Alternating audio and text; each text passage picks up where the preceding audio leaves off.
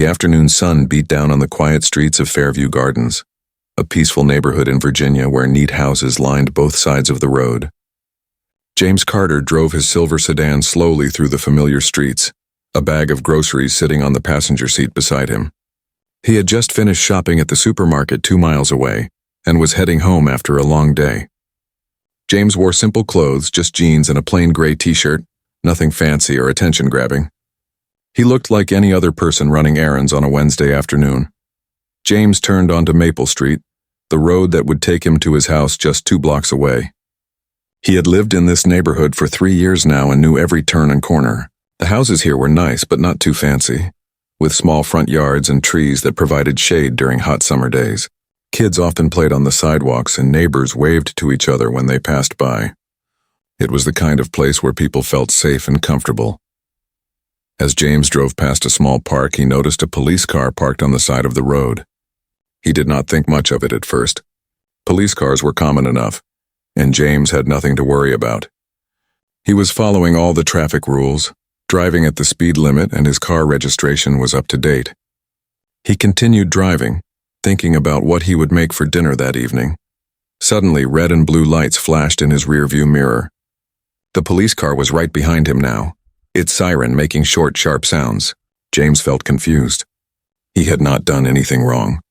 He had not been speeding or run any stop signs, but he knew what to do. He carefully pulled his car to the side of the road and turned off the engine. He placed both hands on the steering wheel where they could be clearly seen and waited. The police officer stepped out of his patrol car and walked toward James's vehicle. His name was Derek Miller, and he had been a police officer for 8 years. Derek wore dark sunglasses that hid his eyes, and his face showed no emotion as he approached. He walked slowly, looking at James's car from different angles as if searching for something wrong with it. Derek reached the driver's side window and tapped on it with his knuckles. James pressed the button to lower the window and warm air rushed into the cool car. He looked up at Derek with a calm, neutral expression. "License and registration," Derek said. His voice was cold and unfriendly. He did not say hello or explain why he had pulled James over. "Of course, officer," James replied politely. "May I ask why you stopped me?" Derek's jaw tightened. "I'll ask the questions here. License and registration. Now." James kept his movements slow and obvious. He reached toward the glove compartment, announcing what he was doing. "I'm reaching for my registration now. It's in the glove box." He pulled out the papers, then carefully took his wallet from his back pocket and removed his driver's license. He handed both items to Derek through the window. Derek took the documents and studied them with a frown. "James Carter," he read aloud. "What are you doing in this neighborhood?" James felt a small knot form in his stomach, but he kept his voice calm and respectful. "I live here, officer." "My house is 2 blocks down on Oakwood Drive. I was just coming back from the grocery store." "You live here?" Derek's tone made it clear he did not believe this. "In this neighborhood?" "Yes, sir. I've lived here for 3 years." Derek looked at James, then at the house across the street, then back at James. "We've had reports of break-ins in this area. Lots of suspicious people driving around, looking at houses, checking which ones might be empty.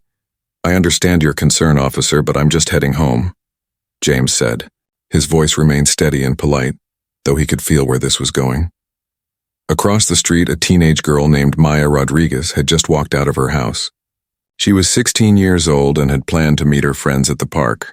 But when she saw the police car with its lights flashing and noticed the officer talking to the man in the sedan, something made her stop. She could not hear what they were saying, but something about the officer's body language bothered her. She pulled out her phone and started recording, holding it up so the camera could capture the scene clearly. Derek glanced at Maya but turned his attention back to James. "I'm going to need you to wait here while I run your information. Don't move, don't reach for anything, and keep your hands where I can see them." "Yes, officer," James said quietly. Derek walked back to his patrol car with James's license and registration, but instead of quickly checking the information and letting James go, Derek sat in his car for a very long time. 10 minutes passed, then 15. The sun was hot and James had turned off his car engine, so he had no air conditioning. Sweat started to form on his forehead. He did not move his hands from the steering wheel. Other neighbors began to notice what was happening. An elderly woman named Mrs. Patterson came out onto her front porch and watched with concern. She recognized James's car immediately. She had seen him many times before, had even chatted with him at neighborhood gatherings. She wondered why a police officer was taking so long with a simple traffic stop. A man named Mike Chen, who lived 3 houses down, also came outside. He too recognized James and felt confused about why he was being stopped. Mike stood in his driveway and watched, a worried expression on his face. Maya kept recording, moving a bit closer but staying on the public sidewalk. She had a bad feeling about this situation, and her instincts told her that having a video record might be important. She had seen too many news stories about police encounters that went wrong. Her hands were steady as she held up her phone. Finally, Derek got out of his patrol car and walked back to James's window. His expression was even more hostile than before. "Step out of the vehicle," he ordered. James felt his heart beat faster, but he kept his face calm. "May I ask why, officer? Have I done something wrong?" "Don't make me repeat myself. Step out of the vehicle now." "I'd like to know what violation I've committed," James said calmly. "I was driving within the speed limit, I have valid registration, and I haven't broken any traffic laws." Derek's face turned red with anger. "You're questioning me?" "I said get out of the car. Are you refusing to comply with a lawful order?" James knew he had to be very careful. Any wrong move could be used against him. He slowly opened his car door and stepped out, keeping his movements deliberate and clear. He stood straight with his hands visible at his sides. "Turn around and put your hands on the vehicle," Derek commanded. James did as he was told. He placed his palms flat on the roof of his car and stood still. Derek moved behind him and began to pat him down roughly, his hands checking James's pockets and waistband with unnecessary force. "We know your kind," Derek muttered, loud enough for James to hear but quiet enough that he might later deny saying it. "Coming into nice neighborhoods looking for houses to rob. You people think you're smart, but we always catch you." James said nothing. He focused on staying calm and keeping his breathing steady. He had been in dangerous situations before. Situations much worse than this, but this felt different. This felt like a threat he could not fight against because fighting would only make things worse. Mrs. Patterson could not stay quiet any longer. She walked across the street toward the police car, her elderly legs moving as fast as they could. "Officer," she called out. "Officer, what's going on here?" Derek looked over at her with annoyance. "Ma'am, step back. This is police business." "That man lives in this neighborhood," Mrs. Patterson said firmly. "His name is James Carter and he lives on Oakwood Drive. I've known him for 2 years. He's a good man. Ma'am, I need you to step back, or I'll have to charge you with interfering with an official police investigation," Derek warned. Mrs. Patterson looked shocked, but she took a few steps back. She was not afraid, though. She just did not want to make things harder for James. Derek turned his attention back to James. "I smell marijuana," he announced suddenly. "I'm going to need to search your vehicle." James spoke carefully, keeping his voice level. "Officer, there's no marijuana in my car. I don't use drugs. You don't have probable cause to search my vehicle. Are you telling me how to do my job?" Derek's voice rose. "Are you refusing to let me search your car?" "I'm respectfully declining a search without a warrant or legitimate probable cause," James said. "That's my constitutional right under the 4th Amendment." Derek's face went from red to almost purple. In his mind, this was complete disrespect. People were supposed to do what he told them to do, especially people like James. He grabbed his radio and called for backup. "Dispatch, I need another unit at Maple and Oak. I have a suspicious individual refusing to comply with a lawful search." Maya's phone was still recording everything. She had moved closer, standing on the edge of someone's yard where she could see and hear more clearly. Her video was capturing Derek's aggressive behavior and James's calm responses. She felt scared but also angry. This was not right, and everyone watching knew it was not right. Mike Chen also pulled out his phone and started recording. Another neighbor did the same. Within minutes, 3 different people were filming what was happening. They all sensed that this situation was wrong and that James might need proof of what was really going on. James remained standing against his car, his hands still visible, his body language non-threatening. Inside, though, his mind was working. He was thinking about every detail, every word that was said, every action that was taken. He knew the situation could turn dangerous very quickly, and he had to be ready for whatever came next. But more than that, he was thinking about all the other people who had been in this same situation without witnesses, without cameras, without help. This was not just about him. This was about something much bigger, something that had been going wrong for a very long time, and now, with cameras recording and neighbors watching, the truth was about to come out in a way that Derek Miller never expected. James stood perfectly still against his car, his hands flat on the roof, his body creating no threat to anyone.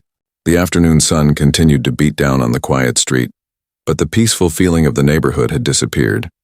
Now there was tension in the air, a feeling that something bad was happening and getting worse by the minute. Derek paced back and forth behind James, his hand resting on his belt near his weapon. He was angry, and everyone watching could see it. He was angry that James had mentioned the Fourth Amendment, angry that neighbors were watching, angry that this was not going the way he wanted it to go. In Derek's mind, people were supposed to be afraid of him, supposed to do whatever he said without question.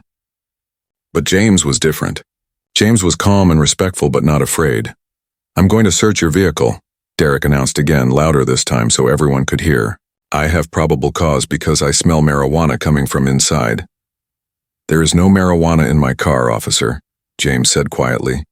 "I don't use drugs and I never have. You're welcome to bring a drug dog to verify that." This response made Derek even angrier. "Are you telling me what I can and cannot smell? Are you calling me a liar?" "I'm simply stating facts," James replied. His voice was calm, almost emotionless. "There are no drugs in my vehicle.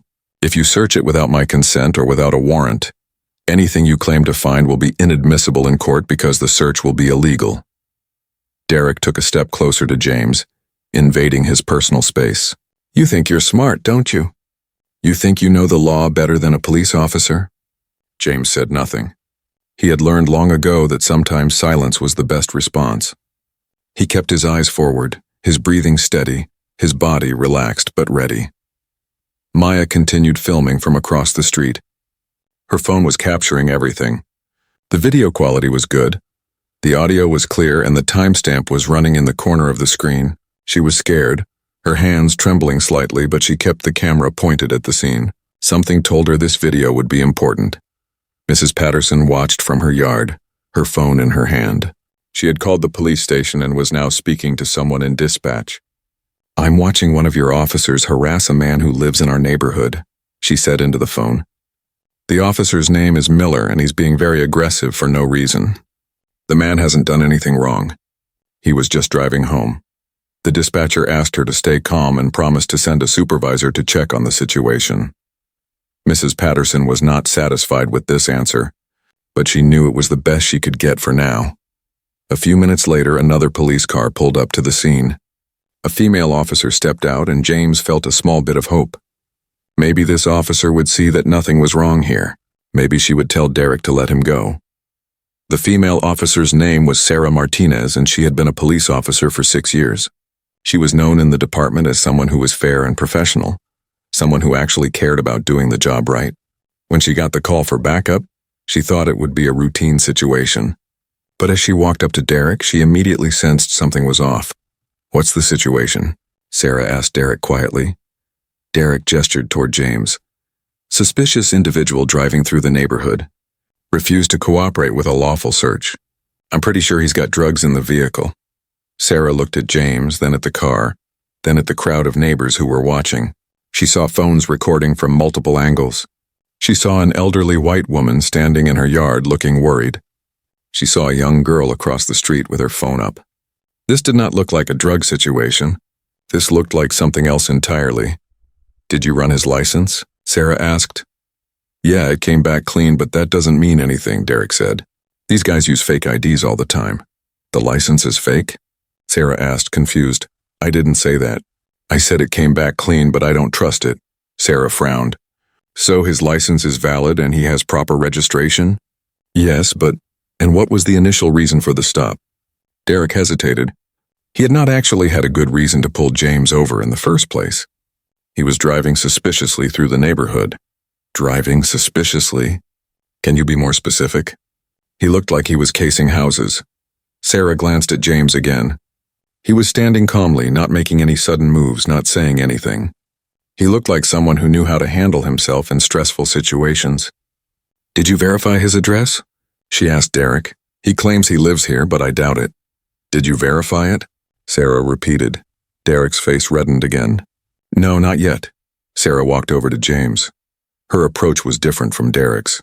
She was cautious but not aggressive. Sir, I'm Officer Martinez. Can you tell me your address? 1247 Oakwood Drive, James answered immediately. I've lived there for 3 years. You can verify it with any of these neighbors, and it's listed on my driver's license that Officer Miller currently has. Sarah looked at Derek.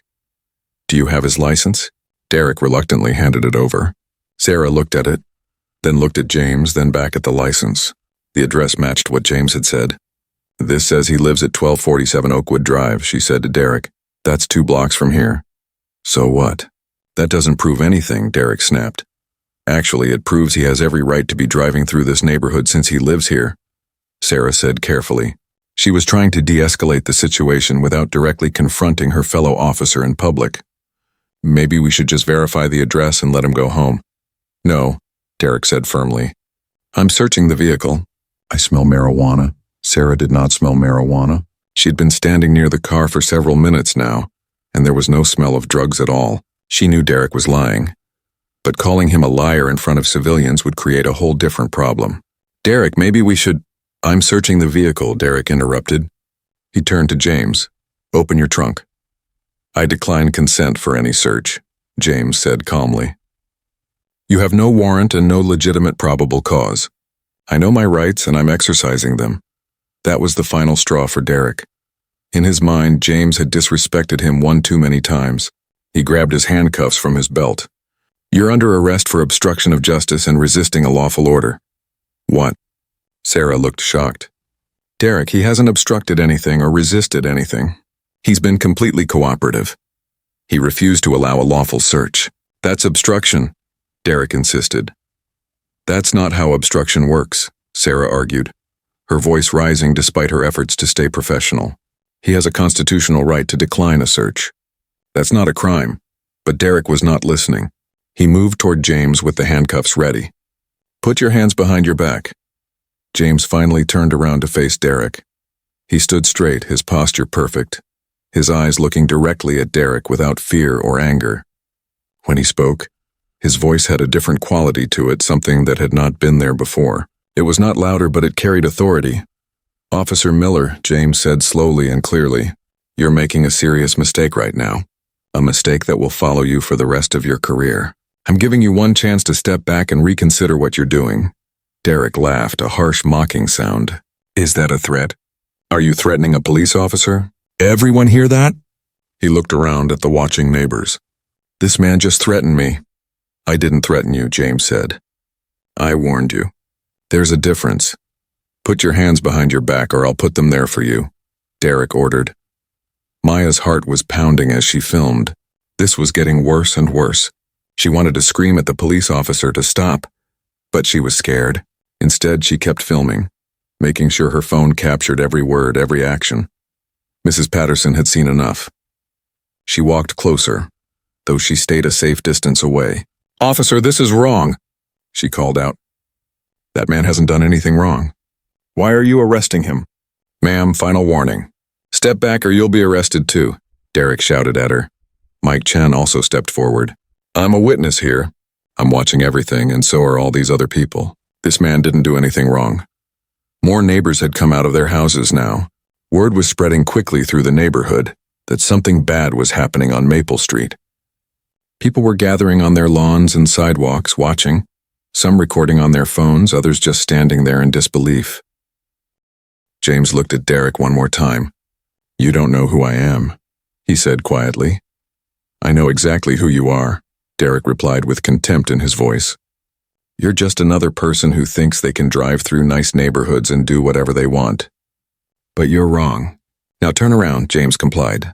He turned around slowly and placed his hands behind his back. He did not resist as Derek grabbed his wrists roughly and snapped the handcuffs on tighter than necessary. James winced slightly at the pain but said nothing. Sarah stood to the side, her face showing clear distress. She knew this was wrong. She knew Derek was violating James's rights. But she also knew that if she tried to physically stop Derek, she could lose her job. She felt trapped between doing what was right and protecting her career.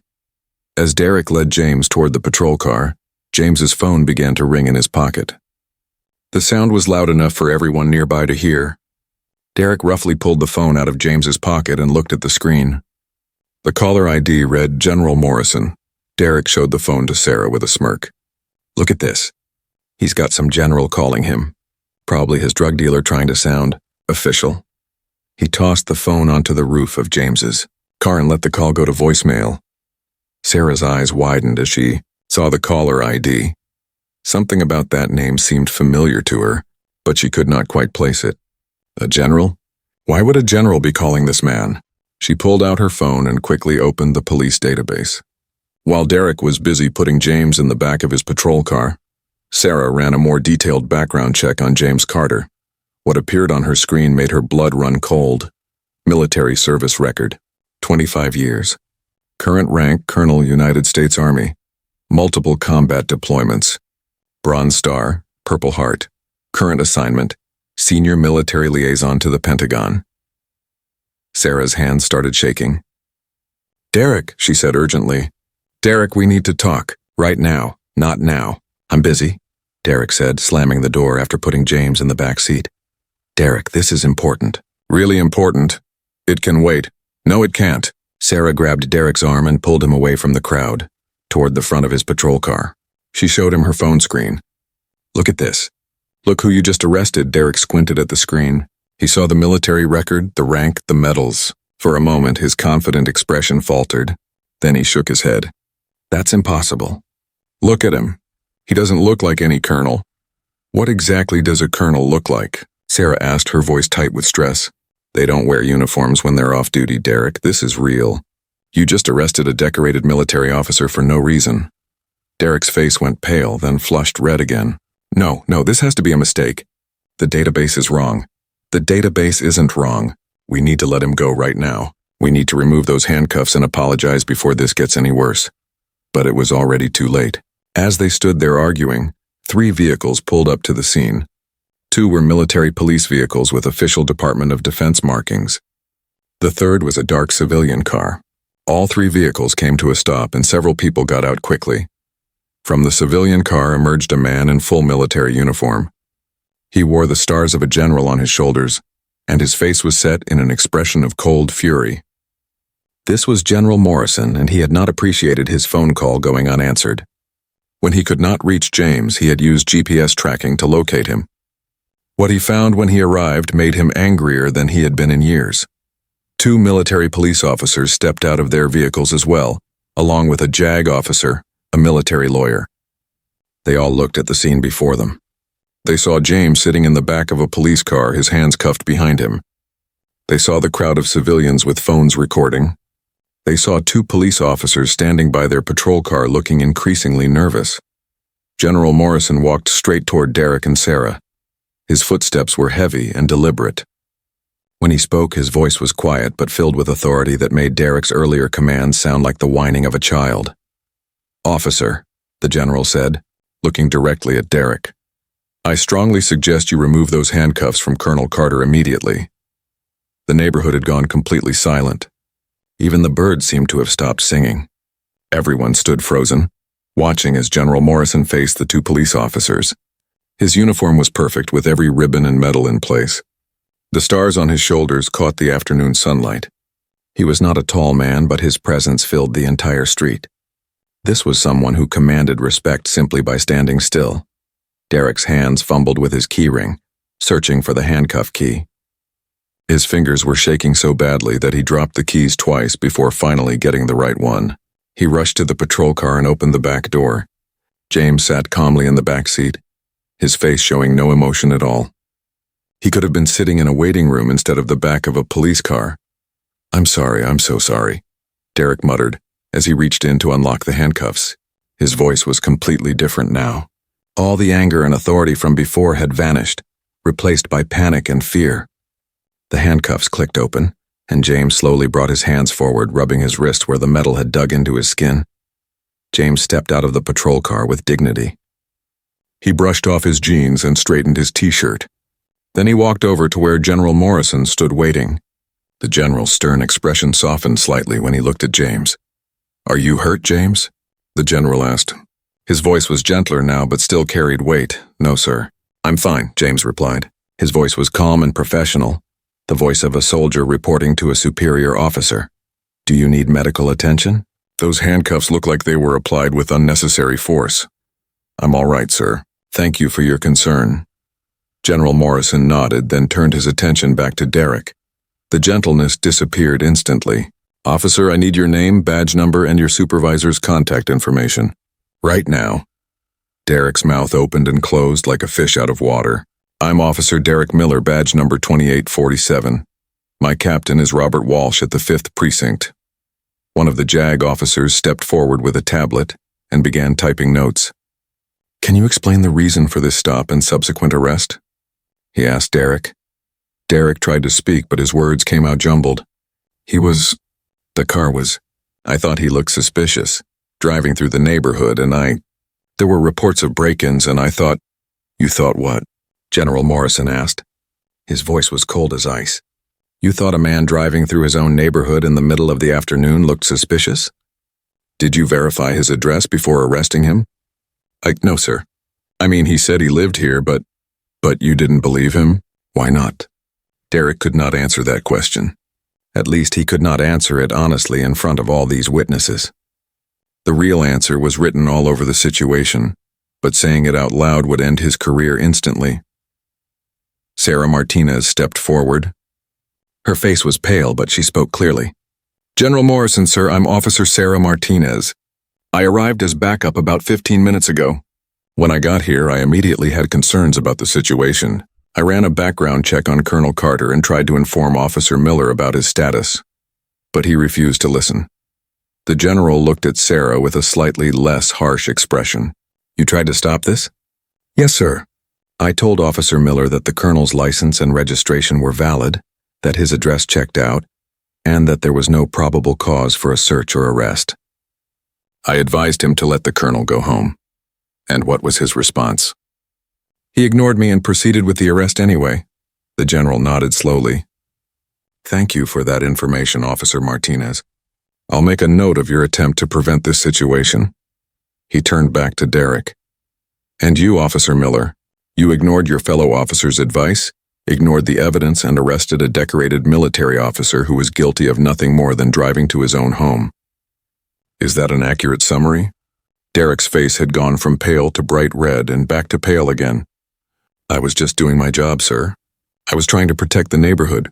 "Protect it from what? From a man buying groceries? There have been break-ins. Had Colonel Carter broken into any homes?" "No, but had he tried to break into any homes?" "Not that I saw, but had he violated any traffic laws?" "No, sir." "Then what exactly were you protecting this neighborhood from?" Derek had no answer. He stood there looking at the ground, his whole body language showing defeat. Maya was still recording everything on her phone. Her hands had stopped shaking now. She was watching history being made, watching a powerful person be held accountable in real time. She moved slightly closer, making sure her phone's microphone picked up every word. Mrs. Patterson approached the group slowly. She was no longer afraid. She walked right up to General Morrison and held out her hand. "General, I'm Ellen Patterson. I live across the street. I want you to know that James is a wonderful neighbor. He helps me carry my groceries, he shovels my driveway in winter, and he's always respectful and kind. What this officer did to him is disgraceful." The general shook her hand gently. "Thank you, Mrs. Patterson. Would you be willing to give a statement about what you witnessed here today?" "Absolutely. I'll tell anyone who needs to hear it. I called the police station myself when I saw what was happening. This isn't right, and everyone in this neighborhood knows it.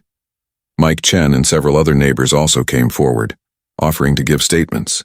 They all said the same thing. James was a good neighbor. He had done nothing wrong. The police officer had been aggressive and hostile from the very beginning. The teenage girl Maya walked up nervously. "Excuse me, General Morrison, sir." Her voice was quiet but steady. The general turned to her with a kind expression. "Yes, young lady. I recorded everything on my phone. From the very beginning, when the officer first stopped Colonel Carter, I have the whole thing on video." The general's expression brightened. "You did? That's very brave of you. Were you scared?" "Yes, sir. Very scared. But my mom always tells me that if I see something wrong, I should record it. She says cameras protect people when the police won't. Your mother's a wise woman. Would you be willing to send that video to our legal officer here? He gestured to the JAG officer with the tablet. Yes, sir. I can send it right now. Maya pulled up the video on her phone. It was 23 minutes long and captured everything. The JAG officer gave her an email address, and within seconds the video was sent. But Maya's video was not the only one. Mike Chen had recorded about 15 minutes of footage. 2 other neighbors had captured different angles, and all of it was backed up to cloud storage automatically. Even if someone tried to delete the videos, copies existed on servers across the internet. Even more than that, Maya had done something else. She had live-streamed part of the incident on social media. While she was standing there talking to the general, her phone was buzzing with notifications.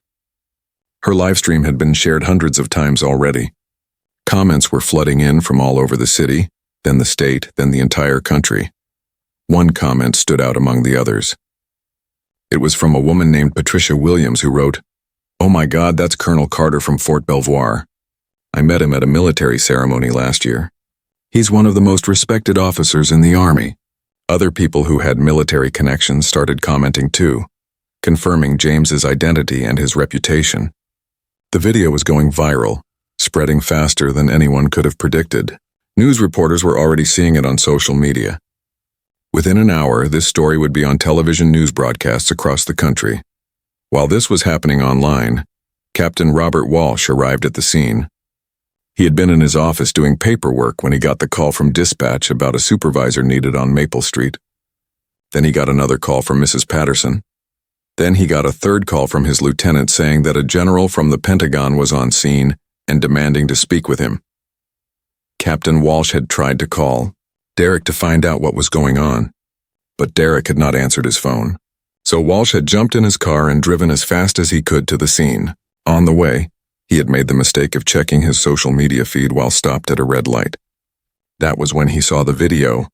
His stomach had dropped when he recognized Derek's voice on the recording, when he heard the hostile tone, when he watched Derek arrest a man for absolutely no reason. Now Walsh stood at the edge of the scene, taking it all in. The military vehicles, the general in full uniform, the crowd of neighbors, the phones recording everything.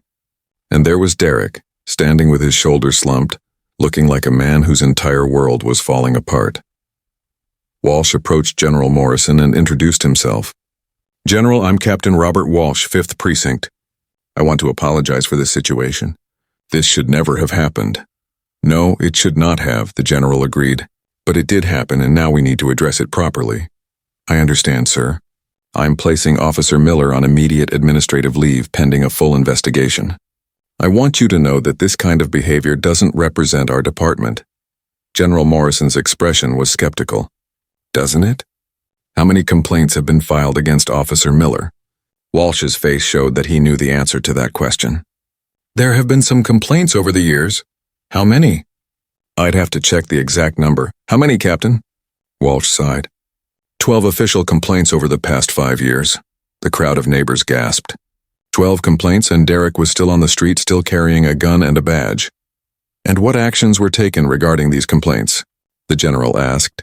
"Most were resolved with additional training. Some were found to be unsubstantiated." Unsubstantiated. That's an interesting word. Does it mean they didn't happen? Or does it mean there wasn't enough evidence to prove they happened? Walsh did not answer. Everyone knew what it meant. It meant that Derek had been doing things like this for years, and the department had protected him every single time. The general turned to James. "Colonel Carter, I need to ask you a question, and I need you to answer honestly. Do you want to press charges against Officer Miller?" James was quiet for a long moment. He looked at Derek, who would not meet his eyes. He looked at the neighbors who had defended him. He looked at Maya, this brave teenage girl who had recorded everything despite being scared. Then he looked at the general.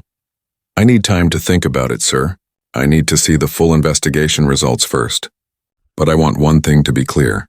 This isn't just about me. I had the advantage of having witnesses, having cameras, and having you come to my aid. But how many other people has Officer Miller done this to? People who didn't have those advantages? People who are still in jail right now because of his false testimony?" The general nodded. "Those are excellent questions. Questions that need answers." He turned to Captain Walsh. Captain, I want every arrest Officer Miller has made in the past 5 years reviewed. I want body camera footage examined. I want complaints reopened. And I want it done with full transparency.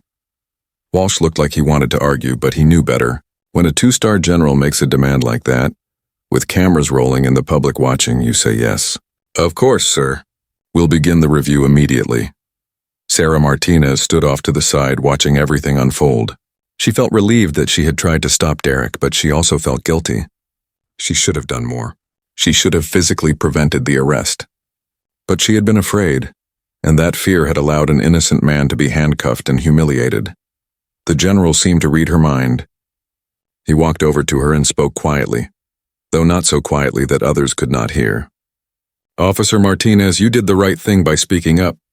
I know it's not easy to go against a fellow officer, but that's what real courage looks like, and that's what real police work looks like.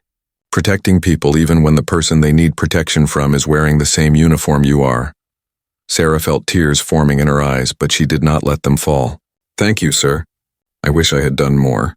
You did what you could in a difficult situation. That matters. A news van pulled up to the scene, then another. Reporters and camera crews spilled out onto the street, setting up their equipment quickly. They had seen the viral video and wanted to cover the story while it was still happening. One reporter, a woman named Jennifer Chen, rushed up to the general with a microphone. General Morrison, can you comment on what happened here today? The general looked at the camera, then at James. Colonel Carter should make any statements. This happened to him. All the reporters turned to James. Microphones were thrust toward him, cameras focused on his face. James stood up straight, his military bearing clear even in his casual clothes. When he spoke, his voice was strong and clear. My name is Colonel James Carter, United States Army. Today I was pulled over by a police officer while driving through my own neighborhood. I was not speeding. I was not breaking any laws. I was simply driving home with groceries.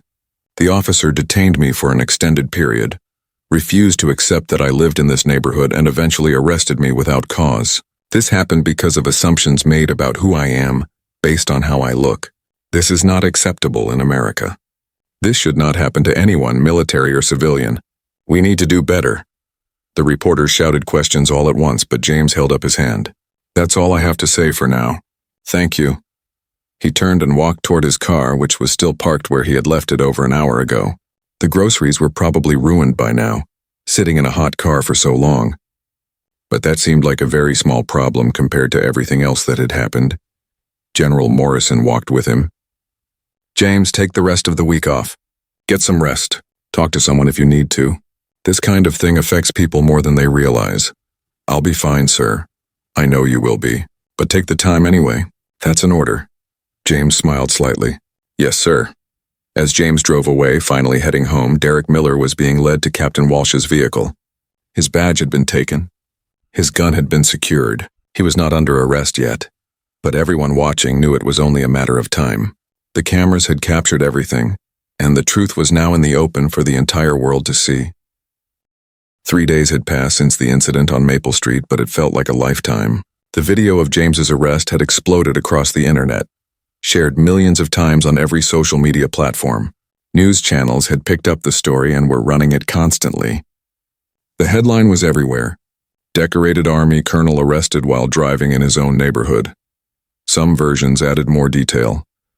Racist cop handcuffs, military hero for no reason.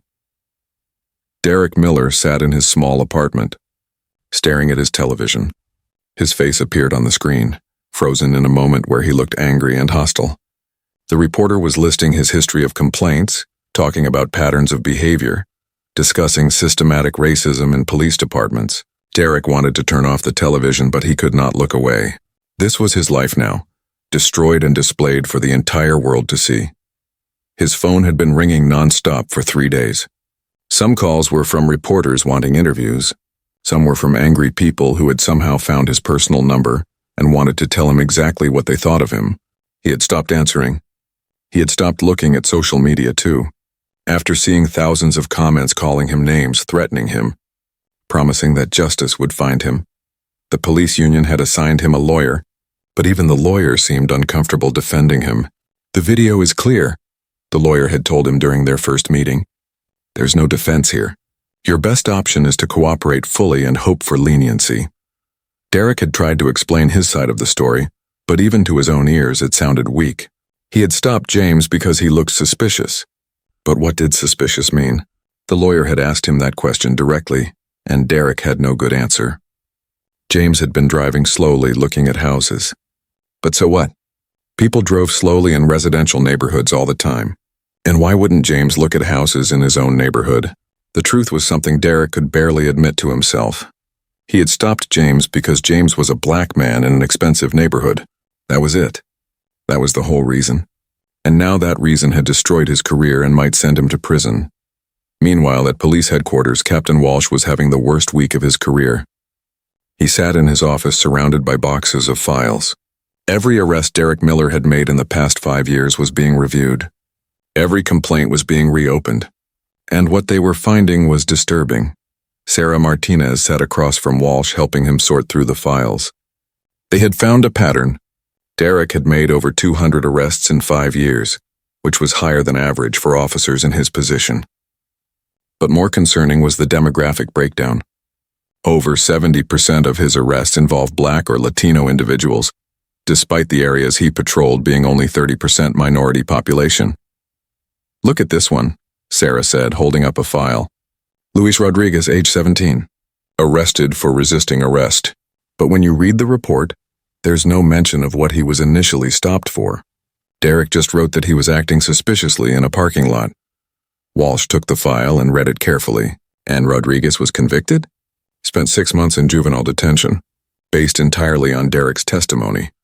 They found another case. Marcus Johnson, age 24. Arrested for possession of marijuana. Derek claimed he found the drugs during a search, but the body camera footage showed Derek reaching into his own pocket before suddenly discovering a small bag of marijuana in Marcus's car. The footage was grainy, but if you watched it closely, it was clear what had happened. Derek had planted the evidence. "How did this not get noticed before?" Sarah asked, her voice filled with frustration. Walsh rubbed his tired eyes. "Because no one was looking. These cases went through the system individually. Each one seemed reasonable on its own. It's only when you put them all together that you see the pattern. So how many people are in jail right now because of Derek's lies?" Walsh pulled out a list he had been compiling. "At least 4 people are currently serving sentences based primarily on Derek's testimony. Maybe more. We're still reviewing." Sarah felt sick to her stomach. "We have to get them out. We have to fix this. We will. I've already contacted the district attorney's office. They're opening a review of all convictions involving Derek's testimony." While this was happening in the police department, James was at home trying to return to his normal life. But normal did not exist anymore. Reporters camped outside his house. His phone rang constantly with interview requests. People he had not talked to in years were reaching out, some to offer support, others just curious to be connected to someone famous. General Morrison had ordered him to take time off, but James found it hard to stay still. He kept thinking about what had happened, replaying it in his mind. The worst part was not the arrest itself. James had been in actual danger many times during his military career. He had been shot at, had explosives go off near him, had faced enemy soldiers trying to kill him. Being handcuffed by a police officer in his own neighborhood should have felt minor in comparison, but it did not feel minor. It felt like a betrayal. James had spent 25 years serving his country, protecting the freedom and rights of all Americans. And then a police officer had violated those same rights, had treated him like a criminal, had refused to see him as a human being deserving of respect. The uniform did not protect him. His rank did not protect him. His service record did not protect him. Only the lucky arrival of the general and the brave teenager with a camera had protected him. James thought about all the people who did not have that luck. All the people who had been in similar situations without witnesses, without video, without someone powerful to call. What happened to them? How many were in jail right now, convicted based on the lies of officers like Derek? A knock on his door interrupted his thoughts. James looked through the window and saw Mrs. Patterson standing on his porch holding a covered dish. He smiled and opened the door. "I made you some food," she said, walking in without waiting for an invitation. "I figured you weren't cooking much with all this craziness going on." "Thank you, Mrs. Patterson. You didn't have to do that." "Of course I did. You're my neighbor. That's what neighbors do. She set the dish on his kitchen counter and turned to face him. How are you really doing, James? James considered lying, saying he was fine. But Mrs. Patterson had kind eyes that seemed to see through pretense. I'm angry, he admitted, and confused. I keep thinking about what could have happened if things had gone differently. But they didn't go differently. You're safe. That terrible officer is off the streets, for now. But what about next time? What about the next person Derek stops? Or the next officer who thinks they can do whatever they want because the system will protect them? Mrs. Patterson nodded slowly. That's why this is so important. Not just for you, but for everyone. The whole country is watching what happens next. What you do now matters. James knew she was right. This was bigger than one bad encounter with one bad cop. This was about systemic change, about accountability, about making sure it did not happen to others. 2 days later, James sat in a conference room at the military base with General Morrison and a JAG officer. They were discussing his options. He could file a federal civil rights lawsuit against Derek and the police department. He could file complaints with the state attorney general. He could push for criminal charges. Or he could accept an apology and a settlement and try to move on with his life. What do you want to do, James? The general asked. James thought about Marcus Johnson serving time for drugs that Derek had planted. He thought about Luis Rodriguez, who spent 6 months in detention as a teenager based on Derek's lies. He thought about all the others whose names he did not know yet. I want justice, James said firmly. Not just for me, for everyone Derek has hurt. I want to press charges. I want a full investigation. And I want it all to be public and transparent so everyone can see what happened. The general nodded with approval. That's the answer I hoped you'd give. Are you prepared for what comes next? The media attention will get worse. Derek's supporters will attack you. This won't be easy. I spent 25 years in the military, sir. I know what it means to face difficult situations for the greater good. I can handle this, the JAG officer spoke up. We'll support you fully. We're also coordinating with the FBI. They're opening a civil rights investigation into Derek's entire career. The videos and testimony you've provided are crucial evidence. News of the FBI investigation broke that evening. The media coverage intensified. Camera crews remained outside Derek's apartment building. Reporters tracked down people Derek had arrested in the past, asking them to share their stories. Many did. A pattern emerged. Derek had targeted minorities consistently. He had used excessive force regularly. He had lied in reports routinely, and the police department had protected him every step of the way. Complaints had been dismissed or ignored. Body camera footage had been conveniently lost or corrupted. Witnesses had been intimidated or discredited. The city's mayor held a press conference promising reforms and accountability. The police chief announced new training programs and oversight procedures. Community leaders demanded more. They wanted officers fired. They wanted charges filed. They wanted real change, not just promises. Through all of this, James remained focused. He gave one interview to a major news network. He sat calmly in the studio as the reporter asked him questions about the incident and what it meant. Colonel Carter, some people are asking why you didn't just show your military ID right away. Maybe if Officer Miller had known you were a colonel, this wouldn't have happened. James looked directly at the camera. That's exactly the problem. I shouldn't have to prove I'm a colonel to be treated with basic respect and dignity. Every person, regardless of their job or status, deserves to be treated fairly by police. The badge and the gun don't give officers the right to abuse people. They're supposed to protect and serve everyone, not just the people they consider important. What do you want people to learn from this? I want people to understand that this happens every day. I'm not special. The only reason my case got attention is because someone recorded it, and because I had resources to fight back. But there are thousands of people who experience this without cameras, without powerful friends, without any way to prove what happened to them. We need to believe them. We need to protect them. And we need to hold officers accountable when they abuse their power. The interview was shared millions of times. James's words resonated with people across the country. Protests formed in multiple cities, not violent or angry, but peaceful gatherings of people demanding change. They held signs with James's photo and the words, "Dignity for all." Back at police headquarters, Derek was formally charged with multiple crimes: civil rights violations, false imprisonment, assault under color of authority. Each charge carried serious prison time. His trial date was set for 3 months later. Derek's lawyer tried to negotiate a plea deal, but the prosecutor was not interested. The case was too public, the evidence too clear. They were going to trial, and they were confident they would win. Sarah Martinez watched all of this unfold from her desk at the precinct. She had been promoted to sergeant, partly as recognition for her attempt to stop Derek, partly as a public relations move by the department. She knew her promotion was complicated, but she also knew she had an opportunity now to make real changes from within the system. She started working on a proposal for new training programs focused on de-escalation and bias recognition. She met with community leaders to hear their concerns and suggestions. She became a bridge between the police and the people they served, slowly rebuilding trust that Derek and others like him had destroyed. One evening, James received a letter in the mail. It was from Derek. The envelope was thin and plain, with Derek's apartment address in the corner. James stared at it for a long time before opening it. Inside was a single page, handwritten in messy script. "Colonel Carter," it read.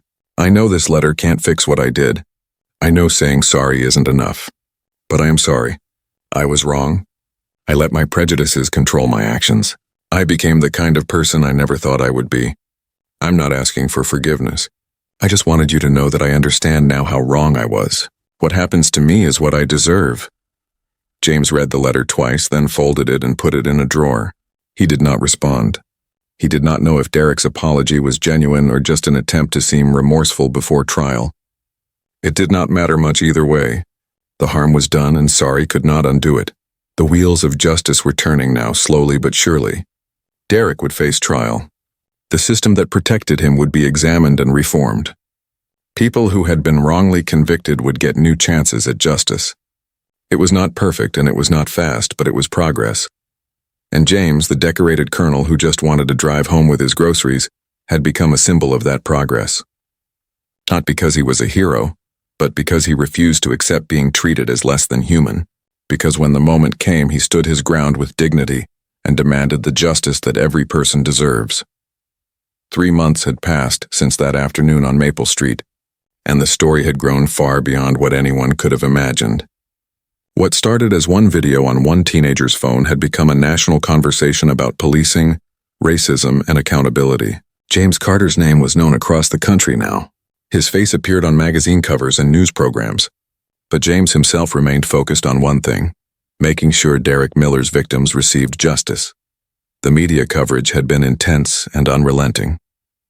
Every major news organization had covered the story from multiple angles. Some focused on James's military service, painting him as an American hero wronged by the system he fought to protect. Others examined Derek's history and the police department's failure to stop him. Investigative reporters dug deep into police records, finding patterns of behavior that shocked even experienced journalists. One report in particular had gained significant attention. A team from a major newspaper had reviewed Derek's entire 5-year career in detail. They found that Derek had filed charges against over 200 people, with minorities making up more than 70% of his arrests, despite the demographics of his patrol areas. The numbers were clear evidence of racial profiling, but the reporters found something even more disturbing. They interviewed dozens of people Derek had arrested over the years. The stories they told were heartbreaking. A black college student stopped while jogging through his campus neighborhood. An elderly Latino man questioned for sitting in his own car outside his house. An Asian American teenager detained for riding his bicycle in a public park. In every case, Derek had been aggressive, hostile, and quick to escalate situations that should have been simple interactions or no interaction at all. But the most shocking discoveries came when lawyers began reviewing Derek's arrest records in detail. They found 4 people currently in prison based largely or entirely on Derek's testimony. Each case followed a similar pattern. Derek would stop someone, claim to find drugs or weapons, and testify in court about what happened. The defendants would tell a different story, but juries typically believed the police officer over the accused criminal. One of these cases involved a man named Marcus Johnson. Marcus was 24 years old when Derek arrested him for drug possession. Derek claimed he pulled Marcus over for a broken taillight and then saw marijuana in plain view on the passenger seat. Marcus insisted the drugs were not his and that Derek had planted them. But Marcus had prior convictions for minor offenses, so his credibility was questioned. He was convicted and sentenced to 3 years in prison. After James's arrest went viral, Marcus's case was reopened. Lawyers carefully reviewed Derek's body camera footage from the arrest. The video showed Derek approaching Marcus's car, but the angle made it difficult to see exactly what happened next. However, one detail caught the attention of a sharp-eyed analyst. In the moments before Derek claimed to see the marijuana, his right hand went into his own pocket. When his hand emerged, he moved it toward the car's passenger window. Then he suddenly stepped back and announced that he saw drugs in plain sight. The analysts enhanced the video. They slowed it down frame by frame. And there it was.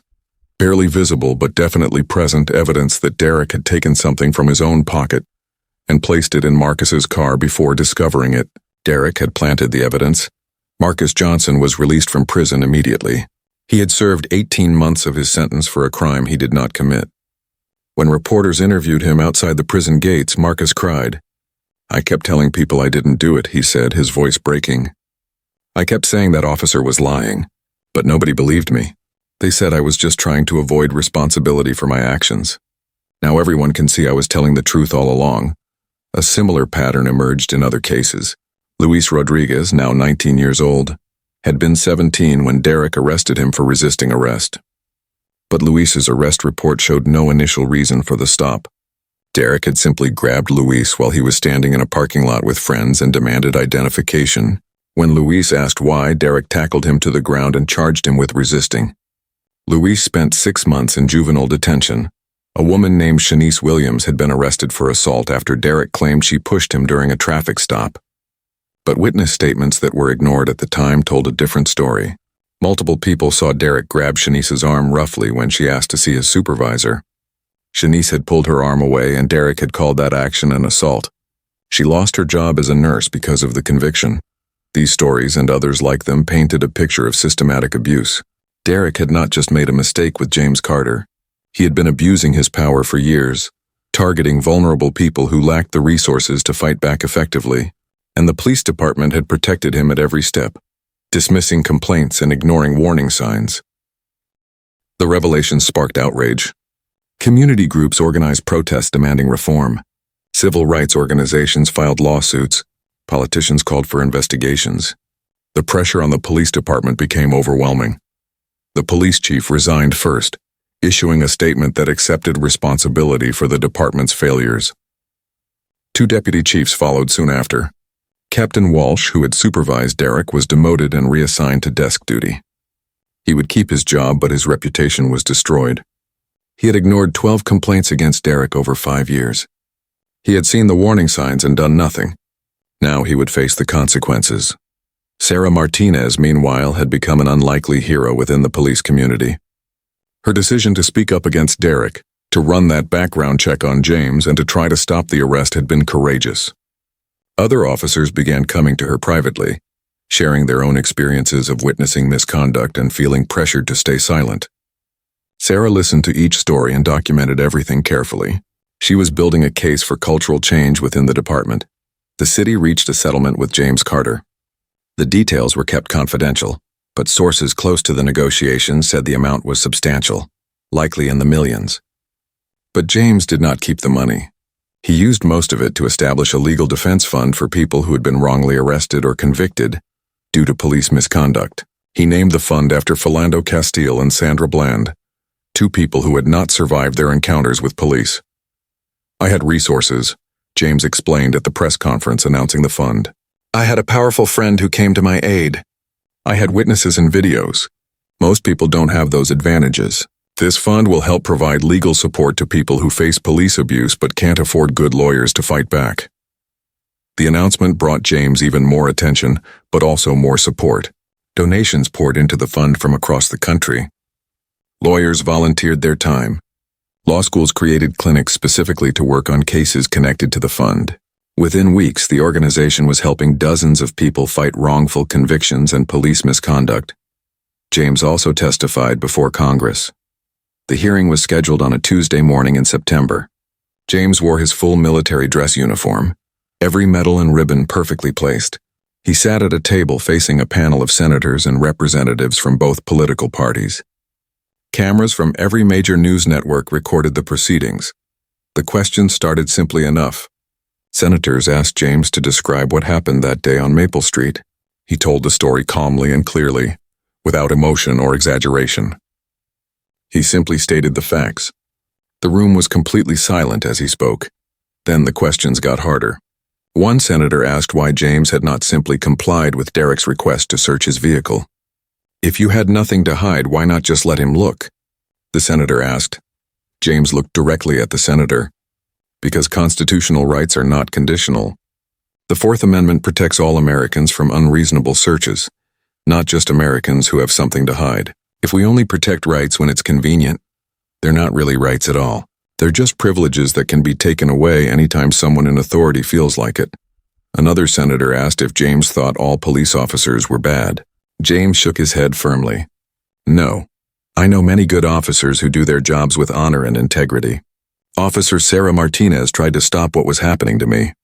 She's an example of what good policing looks like. But good officers are often pressured to stay silent when they see bad officers doing wrong things. We need to change that culture. We need to make it safe for good officers to speak up without fear of losing their jobs or being ostracized by their colleagues. A representative from Texas asked what specific reforms James recommended. James had prepared for this question. He pulled out a document he had written with input from law enforcement experts, civil rights attorneys, and community leaders. First, require body cameras on all officers at all times with severe penalties for turning them off. Second, create independent civilian review boards with real power to investigate complaints and discipline officers. Third, end qualified immunity so officers can be held personally accountable for constitutional violations. Fourth, require de-escalation training and change use of force policies to prioritize preservation of life. Fifth, create a national database of police misconduct so officers fired from one department can't just move to another department and continue the same behavior. The hearing lasted 4 hours. By the end, even skeptical lawmakers seemed moved by James's testimony. The video of his testimony went viral again, viewed tens of millions of times online. His calm, reasoned approach and his focus on solutions rather than blame resonated with people across the political spectrum. Meanwhile, Maya Rodriguez, the teenager who had recorded the original video, was having her own experience with sudden fame. She received a Courage Award from a civil rights organization. News programs interviewed her about the importance of citizen journalism and holding police accountable. Her college applications included an essay about that day on Maple Street, and she received scholarship offers from multiple universities. Maya decided to study journalism at Northwestern University, with a plan to attend law school after graduation. I want to keep doing what I did that day, she told reporters. I want to document injustice and help people get accountability. But I also want to understand the law so I can fight for change in the courtroom too. She kept in touch with James, who had become something of a mentor to her. They exchanged emails regularly. James encouraged her education and sent her books about civil rights history and legal advocacy. Maya was determined to honor the responsibility that came with being the person who caught everything on camera. Back in James's neighborhood, life had slowly returned to a version of normal. The news vans eventually left. The reporters stopped camping outside his house. But the community was changed. Monthly meetings were now held at the local community center, where residents discussed policing issues and invited officers to attend and listen. Sarah Martinez came to every meeting, and slowly trust began to rebuild. Mrs. Patterson organized a unity celebration in James's honor at the neighborhood park. Over 300 people attended. There were speeches and music and food from different cultures. Children played on the playground while adults talked about the importance of standing up for neighbors, regardless of race or background. When it was James's turn to speak, he kept his remarks brief. I want to thank everyone who stood up for me that day, he said into the microphone. Mrs. Patterson, Mike Chen, Maya Rodriguez, and so many others. You didn't know I was a colonel. You didn't know anything about my background. You just knew that what was happening was wrong, and you refused to stay silent. That's real courage. That's real community. That's what America should be. The crowd applauded loudly. Children waved small American flags. It was a moment of hope and unity, a feeling that change was possible when people worked together. But even as the community celebrated, The criminal justice system was preparing for Derek Miller's trial. The evidence against him was overwhelming. Video footage, witness testimony, forensic analysis of body camera video, and testimony from his victims all painted a clear picture of a pattern of abuse and misconduct spanning years. Derek's lawyer had tried repeatedly to negotiate a plea deal, but prosecutors were not interested in anything less than significant prison time. This case was too public, too important. The district attorney wanted to send a message that police officers who abused their power would face real consequences. The trial date was set for December. Derek would face a jury of his peers and answer for his actions. James would be there to testify, as would Sarah Martinez, Mrs. Patterson, Maya Rodriguez, and several of Derek's former victims. Justice was coming, slowly but surely. And James Carter, the decorated Army colonel who just wanted to drive home with his groceries, had sparked a movement for change that was spreading across the entire country. Not because he was a hero or a saint, but because he refused to accept being treated as less than human, and because he used his position and resources to fight not just for himself, but for everyone. The courthouse in downtown Richmond was packed on the first day of Derek Miller's trial. People lined up outside starting at 5 in the morning, hoping to get one of the limited seats in the public gallery. News trucks filled the parking lot, their satellite dishes pointed toward the sky. This was the trial everyone had been waiting for. The moment when a police officer would finally face real accountability for years of abuse and misconduct. James Carter arrived early, dressed in his military uniform at the request of the prosecution. They wanted the jury to see exactly who Derek had arrested that day. James walked through a crowd of reporters, ignoring their shouted questions. He entered the courthouse through a side entrance reserved for witnesses and found a quiet waiting room where he could prepare his testimony. Derek Miller sat at the defense table looking smaller than he had on that afternoon 6 months ago. He wore a gray suit that seemed too big for him. His face was pale and his hands shook slightly as he shuffled papers. His lawyer, a public defender named Richard Coleman, sat beside him reviewing notes. Coleman knew this was a losing case, but he had a job to do. The jury was seated after 2 weeks of careful selection. 12 citizens, 7 women and 5 men, representing different ages and backgrounds.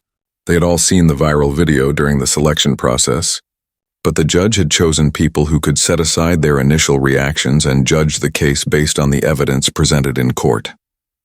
The prosecution was led by Assistant District Attorney Jennifer Park, a woman known for her thorough preparation and clear presentation of facts. She stood to give her opening statement and the courtroom fell silent.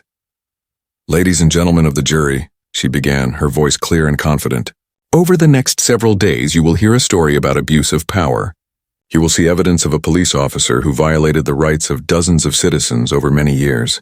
You will hear from victims who tried to tell the truth but were not believed. And you will see video evidence that proves, beyond any reasonable doubt, that Derek Miller used his badge and his gun not to protect and serve, but to intimidate and harm."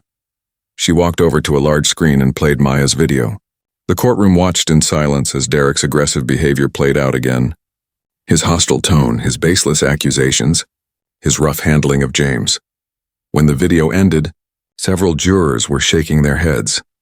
"That man being handcuffed," Jennifer Park continued, pointing to James sitting in the witness gallery, "is Colonel James Carter, a decorated military officer who has served our country for 25 years.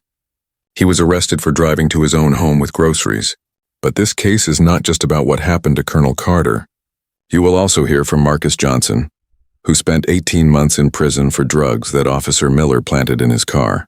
You will hear from Luis Rodriguez, who was arrested as a teenager for resisting arrest, even though he was never told why he was being stopped in the first place. You will hear from Shanice Williams, who lost her career as a nurse after Officer Miller falsely charged her with assault. The prosecution spent the next 2 hours laying out their case systematically. They showed police reports that did not match video evidence. They presented statistics showing Derek's pattern of targeting minorities. They played body camera footage that had been ignored during previous investigations but now revealed the truth. When it was the defense's turn, Richard Coleman stood slowly. He knew he could not win this case, but he had to try. "Ladies and gentlemen, police work is difficult and dangerous. Officers make split-second decisions in stressful situations. Sometimes those decisions look different when reviewed later in the calm environment of a courtroom. Officer Miller believed he was doing his job, protecting the community he was sworn to serve. He made mistakes, yes, but mistakes are not crimes. It was a weak argument, and everyone in the courtroom knew it. The evidence was too strong, too clear. This was not about split-second decisions. This was about a pattern of behavior over many years. The trial lasted 3 weeks. James testified on the second day. He walked to the witness stand with perfect military posture and placed his hand on the Bible to swear to tell the truth. Jennifer Park asked him to describe what happened that day in May. James told his story calmly and clearly. He described being pulled over for no apparent reason. He described Derek's hostile attitude from the very beginning. He described standing in the heat for over 20 minutes while Derek sat in his patrol car. He described the rough pat-down and the false claim about smelling marijuana. He described asking politely about his rights and being arrested in response. "How did you feel during this encounter?" Jennifer Park asked. James was quiet for a moment, choosing his words carefully. "I felt like nothing I did mattered. I could be polite or rude, cooperative or difficult, and the outcome would be the same. Officer Miller had already decided who I was based on how I looked. Nothing I said or did was going to change his mind." Richard Coleman cross-examined James, trying to find weaknesses in his testimony. "Colonel Carter, isn't it true that you refused to let Officer Miller search your vehicle?" "I declined consent for a search, yes. And you understand that refusal can be seen as suspicious?" "I understand that I have a constitutional right to refuse an unreasonable search. Exercising a constitutional right is not suspicious. It's what rights are for." Coleman tried several more questions, but James remained calm and consistent. His military training served him well. He never got flustered or angry. He simply answered each question truthfully and completely. Marcus Johnson testified next. He was nervous, fidgeting with his hands as he described his arrest. But his story was powerful. "I kept telling everyone that the drugs weren't mine," he said, his voice cracking with emotion. "I kept saying that the officer put them there, but nobody believed me. I was just another black guy getting caught with drugs, right? That's what everyone assumed, except it wasn't true. It was never true." The prosecution played the enhanced body camera footage showing Derek's hand going into his pocket and then toward Marcus's car. The jury watched closely, and several members leaned forward to see the details more clearly. Luis Rodriguez, now 19, testified about being grabbed and thrown to the ground when he was 17. "I was just standing with my friends in a parking lot," he said. "We weren't doing anything wrong. Just talking and laughing. Then Officer Miller came up and demanded our IDs. I asked why, and he grabbed me and slammed me on the ground. My face hit the concrete and I had bruises for weeks. He arrested me for resisting arrest, but I was never doing anything that needed arresting in the first place." Shanice Williams cried as she described losing her nursing career. "I worked so hard to become a nurse," she said, wiping tears from her face. "I spent 4 years in school, passed my licensing exam, and finally got my dream job at the hospital. Then one traffic stop destroyed everything. I asked to speak to his supervisor because he was being rude and he grabbed my arm. I pulled away instinctively and he called it assault. I lost my job. I lost my nursing license. I lost everything because I pulled my arm away when a man grabbed me." The defense tried to discredit these witnesses, suggesting they were motivated by revenge or money. But their stories were too consistent, too detailed, and backed up by too much evidence. Derek had left a trail of destruction, and now the jury was seeing all of it laid out clearly. Sarah Martinez testified about arriving as backup and immediately sensing something was wrong. She described trying to get Derek to verify James's address and let him go. She described Derek's refusal to listen to reason. "I knew it was wrong," she said. "I knew he was violating that man's rights. I tried to stop it, but Derek wouldn't listen. He was determined to arrest someone that day, and it didn't matter who or why." Mrs. Patterson testified about watching from her yard and calling the police station. "I've lived in this neighborhood for 40 years, she said. "I know my neighbors. I knew James was a good man who lived down the street. But that officer didn't care. He had made up his mind before he even talked to James. It was disgraceful." Maya Rodriguez, now 18 and preparing to start college, testified about recording the video. "I was scared," she admitted. "But my mother always taught me that when you see something wrong, you have to do something. You can't just look away and pretend it's not happening." So I took out my phone and recorded. I thought maybe it would help somehow. I didn't know it would become this big, but I'm glad I did it. The prosecution rested after presenting testimony from 14 witnesses and over 200 pieces of evidence. The defense called only 3 witnesses, all character witnesses who testified that Derek was a good person who cared about his community. But their testimony rang hollow after everything the jury had heard. Derek himself did not testify. His lawyer advised against it, knowing that the prosecution would destroy him on cross-examination. So Derek sat silently at the defense table, watching his life and career be dissected and condemned. Closing arguments came on a Friday afternoon. Jennifer Park stood before the jury one last time. You have seen the evidence. You have heard the testimony. The question before you is simple. Did Derek Miller abuse his power as a police officer to violate the constitutional rights of citizens? Did he plant evidence? Did he file false reports? Did he target people based on their race? The answer to all these questions is yes. The evidence is overwhelming and clear. Derek Miller is guilty, and it's time for him to face the consequences of his actions. Richard Coleman did his best in his closing argument. Police work is hard. Officers face difficult situations every day. We ask them to protect us, and then we criticize them when they make mistakes. Derek Miller is human. He made errors in judgment. But errors are not crimes. You must ask yourselves if the prosecution has proven beyond reasonable doubt that Derek intended to violate anyone's rights. Mistakes are not enough for a conviction, but even Coleman seemed to know his argument was weak. The jury deliberated for 4 hours. That was all. 4 hours to review weeks of testimony and hundreds of pieces of evidence. When they returned, the forewoman stood to read the verdict. On the charge of civil rights violations, we find the defendant guilty. On the charge of false imprisonment, we find the defendant guilty. On the charge of assault under color of authority, we find the defendant guilty. On the charge of planting evidence, we find the defendant guilty. Guilty on all counts. Derek's face went white.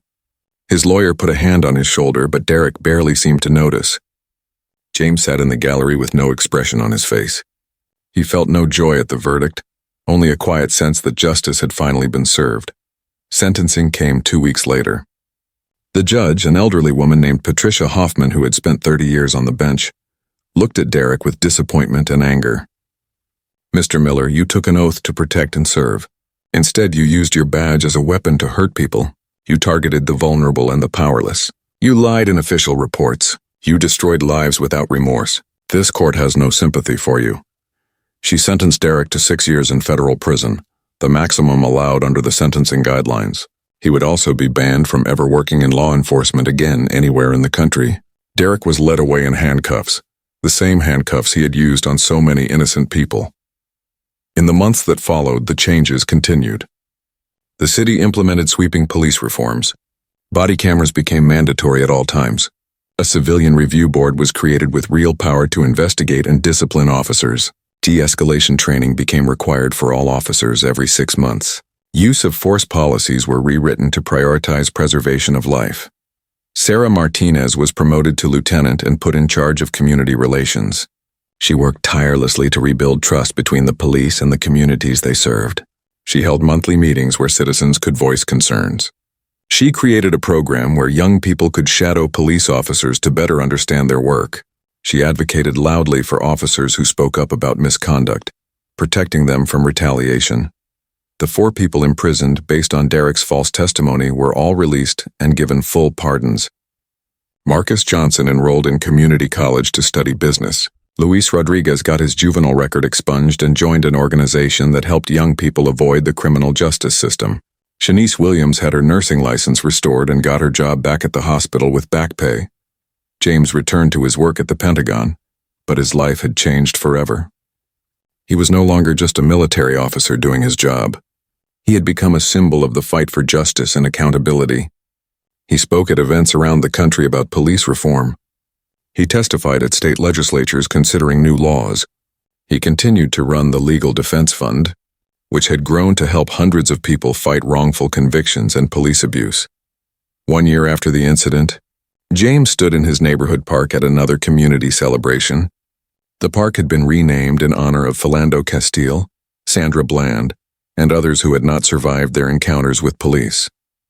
A monument had been erected listing the names of victims of police violence from the area. James spoke to the crowd gathered there. "Change is hard and slow," he said, "but it's possible.